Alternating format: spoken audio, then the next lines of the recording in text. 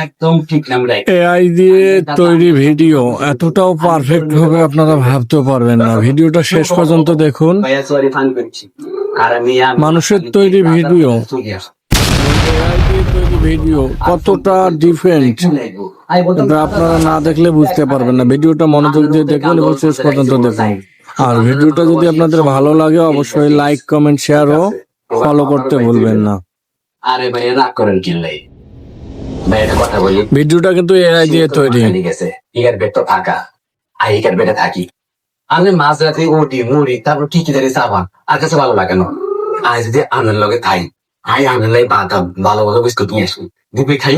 আর দেখছেন এআই দিয়ে তৈরি ভিডিও, ও ভাইয়া থাকতাম আপনাদের মনে হবে যে এটা বাস্তব কোনো সিন।